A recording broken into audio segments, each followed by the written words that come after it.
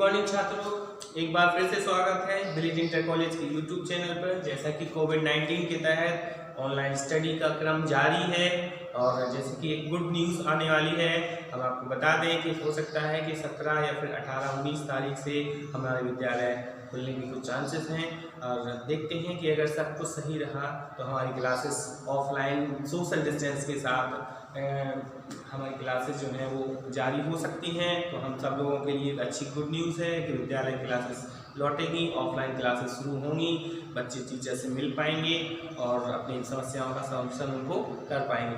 आइए आगे बढ़ते हैं अपने परमाणु रसायन लेसन के है और आज का महत्वपूर्ण कॉन्सेप्ट जो है वो हुम्स का नियम है। और हुम्स का नियम, इससे पहले हमने आपको बताया था कि अवायु सिद्धांत के माध्यम से हम कैसे इलेक्ट्रॉन विन्यास, तत्वों के इलेक्ट्रॉनिक विन्यास को हम कंप्लीट करते हैं, क्योंकि इलेक्ट्रॉनिक विन्यास तत्वों का महत्वपूर्ण अक्षर होता है और वहां से ढेर सारे सवाल यहाँ 11th के एग्जाम में ही नहीं अपितु इंटरमीडिएट के बोर्ड एग्जाम में, बीएससी ग्रेजुएशन के बोर्ड एग्जाम में या यूनिवर्सिटी के एग्जाम में बहुत सवाल जो है पूछे जाते हैं। और खासतौर से यहाँ पर जो कॉन्सेप्ट हैं वो ये कॉन्सेप्ट ऐसे हैं कि केमिस्ट्री में इनके बिना तो आप काम कर ही नहीं सकते हैं। बहुत ही महत्वपूर्ण कॉन्सेप्ट है, वेरी इंपॉर्टेंट कॉन्सेप्ट जो है आज लेके आए हैं हम, हुम्स का नियम। ठीक दोस्तों, इससे पहले हमने आपको बताया था कि जैसे उपकोष होता है, जैसे क्या होता है उपकोष, हमने आपको बताया था कि उपकोष क्या होते हैं, एस, पी, डी और एफ, ये हमारे उपकोष होते हैं। और हमने आपको डिफाइन किया था कि कक्षकों के समूह को उपकोष कहा जाता है। दोस्तों, कक्षकों के समूह को उपकोष कहा जाता है, इसका मतलब ये है कि उपकोषों के अंदर कक्षक होते हैं। तो उपकोषों के अंदर क्या होते हैं, कक्षक होते हैं और वो होते हैं उनकी इलेक्ट्रॉन की संख्या के हिसाब से। तो हम आपको बता दें कि यहाँ पर जो उपकोषों के ईमैक्स हैं, ध्यान से देखिए दोस्तों, उपकोषों के जो ईमैक्स हैं वो आपको हम एक बार फिर से बता देते हैं कि एस उपकोष के अंदर जो मैक्सिमम इलेक्ट्रॉन्स होते हैं वो 2 होते हैं और पी उपकोष के अंदर अधिकतम इलेक्ट्रॉन जो है वो 6 होते हैं, डी उपकोष के अंदर अधिकतम इलेक्ट्रॉन 10 होते हैं और एफ उपकोष के अंदर अधिकतम इलेक्ट्रॉनों की संख्या 14 होती है। अब दोस्तों देखिए, ध्यान से देखिए, एस, पी, डी, एफ उपकोष में ये है नंबर ऑफ इलेक्ट्रॉन जो अधिकतम होते हैं। और जैसे कि ऑर्बिटल्स की डेफिनेशन में हम आपको बता चुके हैं कि कक्षक के अंदर, एक कक्षक के अंदर सिर्फ 2 इलेक्ट्रॉन होते हैं। एक कक्षक के अंदर कितने इलेक्ट्रॉन होते हैं, सिर्फ 2 इलेक्ट्रॉन होते हैं। और वो 2 इलेक्ट्रॉन जब कक्षक के अंदर, सपोज दैट ये एक हमारा कक्षक है, अभी आप ये मान लीजिए कि ये हमारा एक ऑर्बिटल है, तो एक इलेक्ट्रॉन जो है वो ऊपर की ओर, एक इलेक्ट्रॉन नीचे की ओर, अर्थात हम कह सकते हैं कि एक ऑर्बिटल्स के अंदर 2 विपरीत दिशा के 2 कक्षक, 2 इलेक्ट्रॉन्स होते हैं और जिसमें एक की दिशा क्लॉकवाइज मान सकते हैं, एक की दिशा क्लॉकवाइज होती है तो दूसरे की दिशा एंटी क्लॉकवाइज होती है। तो यानी चक्रण जो है इलेक्ट्रॉन का वो विपरीत होता है, एक का क्लॉकवाइज होता है, एक का क्लॉकवाइज और एक का कैसा होता है, एंटी क्लॉकवाइज, एक का होता है एंटी क्लॉकवाइज। अगर सिंपली हम समझे तो एक का अभी ऑर्बिटल्स में ऑन द बोर्ड आप देख रहे हैं, तो इसमें क्या होगा, एक इलेक्ट्रॉन की दिशा ऊपर की ओर तो दूसरे की नीचे की ओर। ये बहुत महत्वपूर्ण कॉन्सेप्ट अभी यहाँ जानना है कि उनके नियम में एक्चुअली में इसका संबंध इससे क्या होता है। सो हम यहाँ पर ये बता चुके हैं और अब हम आपको बता रहे हैं कि numbers of maximum electrons S, P, D, F उपकोष में कितने होते हैं। तो देखिए, आप बता रहे हैं कि एस उपकोष में अधिकतम कितने इलेक्ट्रॉन होते हैं, 2 इलेक्ट्रॉन होते हैं और पी उपकोष में 6 इलेक्ट्रॉन होते हैं, डी उपकोष में 10 और एफ में 14। अब नंबर्स ऑफ इलेक्ट्रॉन की संख्या को देखते हुए हम जानते हैं एक कक्षक में 2 इलेक्ट्रॉन होते हैं। तो यहाँ पर कक्षक की संख्या कितनी होगी, number of orbital, number of orbitals. एक जब 2 इलेक्ट्रॉन है एस उपकोष के अंदर तो नंबर्स ऑफ ऑर्बिटल्स 1 होगा। यहाँ पर 6 इलेक्ट्रॉन हैं तो नंबर्स ऑफ ऑर्बिटल 3 होंगे। डी कक्षक है, डी उपकोष है तो नंबर ऑफ ऑर्बिटल्स यानी कक्षक की संख्या यहाँ 5 होगी और यहाँ पर 7 होगी। तो कहने का मतलब ये है, अगर आपसे कोई पूछता है कि एस उपकोष कितने कक्षकों का समूह है तो आप बताइएगा कि एस कक्षक के अंदर केवल एस उपकोष के अंदर केवल एक कक्षक होता है, क्योंकि एस कक्षक के द्वारा ये एस ऑर्बिटल बना होता है जिसके अंदर 2 इलेक्ट्रॉन होते हैं।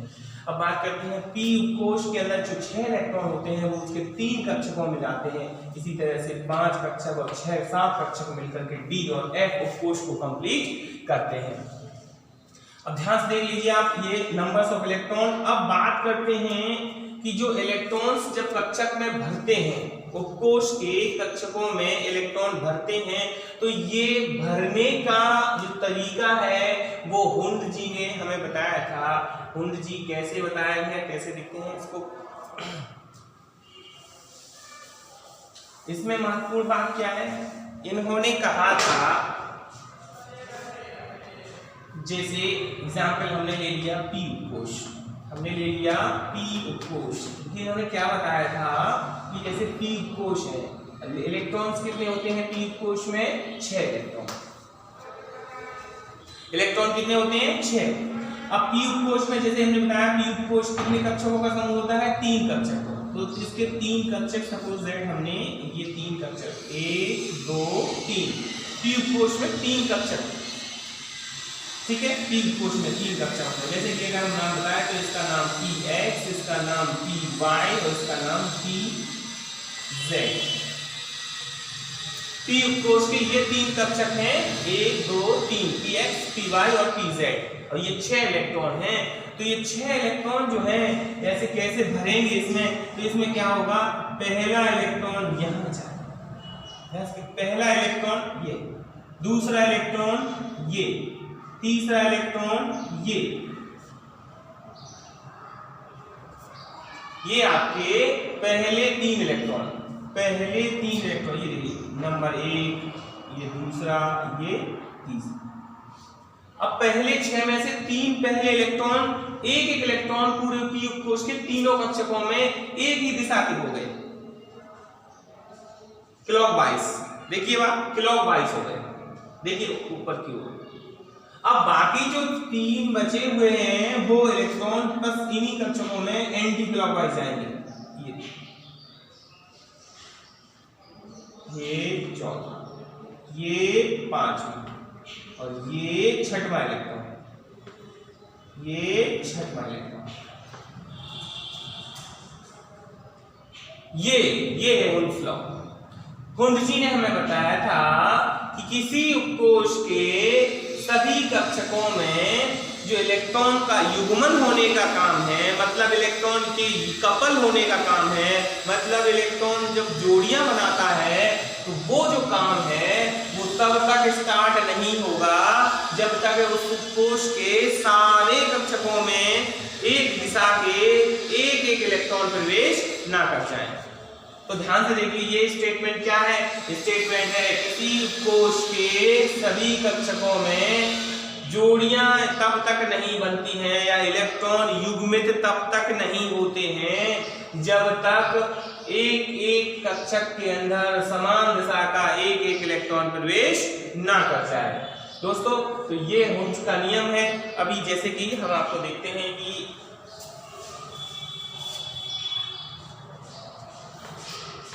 मान लो कि D के 8 इलेक्ट्रॉन का वितरण करना है, क्या करना है, हमको वितरण करना है। तो D में कितने कक्षक होते हैं?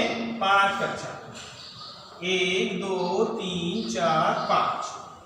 तो D के 8 में से जो पहले 5 इलेक्ट्रॉन हैं वो पहले क्लॉकवाइज प्रवेश करेंगे। क्लॉकवाइज समझते हैं ना, ऊपर की ओर। 8 में से पहले 5 ऊपर की ओर, ये पहला, ये दूसरा, ये तीसरा, ये चौथा, ये 5। अब कितना बचा? अब 3 इलेक्ट्रॉन और बचा। तो ये 3 इलेक्ट्रॉन में से अब जो जाएगा, ये 5वें बाद जो 6वां होगा वो यहां जाएगा और एंटी क्लॉकवाइज, 7वां और ये 8वां, दैट इज राइट ऑर्डर। ये होना चाहिए। और अगर बहुत सारे बच्चे क्या करते हैं, 8 इलेक्ट्रॉन है, भरने के पश्चात वो दिखेगा ऐसे ही, जो करेक्ट ऑर्डर है D8 का जो करेक्ट ऑर्डर है इलेक्ट्रॉन का वितरण का, वो भरने के बाद ऐसे ही दिखेगा। उसके बावजूद भी गलत हो जाएगा। ये देखिए कैसे, यहाँ से शुरू करें, ये पहला, ये दूसरा, ये तीसरा, ये चौथा, ये पांचवा, ये छठवां, ये सातवां, ये आठवां। तो यहाँ पहला था, ये दूसरा था, ये तीसरा था, ये चौथा था, ये पांचवा, ये छठवां, ये सातवां, ये आठवां। परंतु यहाँ क्या कह रहा है, ये पहला, ये दूसरा, ये तीसरा, ये चौथा, ये पांचवा, ये छठवां, ये सातवां, ये आठवां। ये ऑर्डर गलत है, ये डिस्ट्रीब्यूशन का ऑर्डर गलत है। This is not according to Hund's law. भाई आपने क्या कह दिया कि इस पहले और दूसरे इलेक्ट्रॉन जोड़ी के साथ यानी इलेक्ट्रॉन युग्म पहले ही ऑर्बिटल्स में आपने डाल दिए, जबकि यहाँ पर कोई इलेक्ट्रॉन नहीं था। तो हुन्स जी कहते हैं कि किसी भी उपकोष के पहले हाफ इलेक्ट्रॉन, जैसे डी उपकोष में टोटल 10 इलेक्ट्रॉन होते हैं, तो उनमें से पहले 5 1 2 3 4 5 पहले 5 जो होंगे वो एक ही डायरेक्शन में जाएंगे। पहला पहले ऑर्बिटल में, दूसरा दूसरे ऑर्बिटल में, और चक्रण इलेक्ट्रॉन का एक ही होगा। या ये समझिए कि सबसे पहले इलेक्ट्रॉन उपकोष के कक्षकों में समान प्रकार के चक्रण में जाते हैं, और चक्रण 2 टाइप के होते हैं, क्लॉकवाइज और एंटी क्लॉकवाइज, क्लॉकवाइज और एंटी क्लॉकवाइज। तो कहने का मतलब ये है कि जो इलेक्ट्रॉन हैं सबसे पहले क्लॉकवाइज प्रवेश करेंगे। किस तरह से प्रवेश करेंगे? क्लॉकवाइज। तो देखिए आप, ये 5 इलेक्ट्रॉन, 5 कक्षक, ये पहला, ये दूसरा, ये तीसरा, ये चौथा और ये पांचवा। ये पहले 5 इलेक्ट्रॉन सब क्लॉकवाइज, सब क्लॉकवाइज मतलब घड़ी की सुई की दिशा में, अर्थात ऊपर की ओर। इसके बाद जो बचे हुए 3 इलेक्ट्रॉन हैं वो एंटी क्लॉकवाइज होंगे, मतलब इसके विपरीत दिशा में, और पहले से स्टार्ट होंगे 1 2 3, छठवां, सातवां और ये 8। That is correct distribution order of electrons in the orbitals. दोस्तों ये था हुन्स का नियम, और ये बहुत ही महत्वपूर्ण लॉ है। इस नियम से हम बहुत सारे ऐसे सवाल हैं जो इस नियम के अकॉर्डिंग हम इलेक्ट्रॉन को उपकोष के कक्षकों में प्रवेश कराते हैं।